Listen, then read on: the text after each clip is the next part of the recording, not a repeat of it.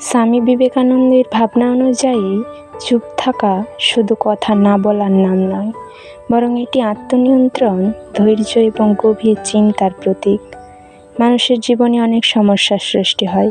অতিরিক্ত কথা বলা, রাগের মাথায় উত্তর দেওয়া এবং না ভেবে মত প্রকাশ করার কারণে।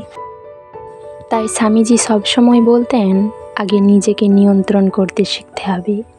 আর সেই নিয়ন্ত্রণের অন্যতম বড় উপায় হলো নীরবতা। চুপ থাকার প্রথম উপকারিতা হলো মন শান্ত থাকে।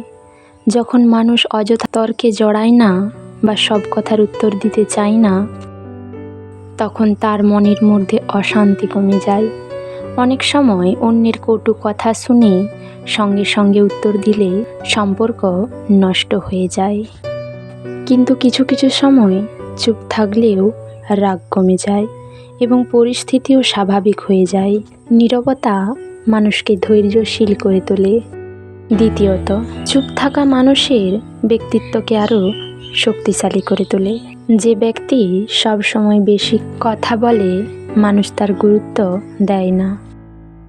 কিন্তু যে ব্যক্তি প্রয়োজন ছাড়া কথা বলে না, তার প্রতিটি কথার মূল্য থাকে। স্বামীজি বিশ্বাস করতেন, জ্ঞানী মানুষ কম কথা বলে কিন্তু গভীর কথা বলে, কারণ তারা আগে শোনে, বোঝে, তারপর উত্তর দেয়। এতে মানুষ তার প্রতি সম্মান অনুভব করে। চুপ থাকার আরেকটি বড় উপকারিতা হলো আত্মশক্তি বৃদ্ধি পাওয়া। নীরবতার মধ্যে মানুষ নিজের ভুল, দুর্বলতা এবং ভবিষ্যৎ নিয়ে চিন্তা করতে পারে।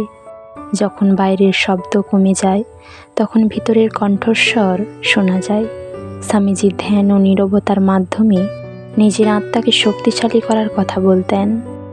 তিনি মনে করতেন, যে ব্যক্তি নিজেকে জয় করতে পারে, সে পৃথিবীকেও জয় করতে পারে। এছাড়াও চুপ থাকা ঝগড়া ও শত্রুতা কমায়।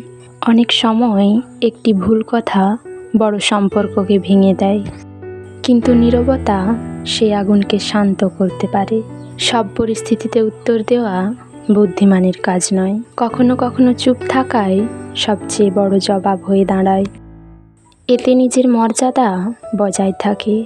বর্তমান সময়ে মানুষ সোশ্যাল মিডিয়া ও নানা আলোচনায় এত বেশি ব্যস্ত যে নিজের সঙ্গে কথা বলারও সময় নেই।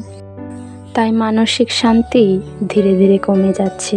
এই সময় স্বামীজির নীরবতার শিক্ষা আমাদের নতুন করে ভাবতে শেখায়। প্রতিদিন কিছু সময় চুপ থেকে নিজের লক্ষ্য, স্বপ্ন এবং জীবনের উদ্দেশ্য নিয়ে ভাবা উচিত। এতে মনোযোগ বাড়ে এবং সিদ্ধান্ত নেওয়ার ক্ষমতা উন্নত হয়।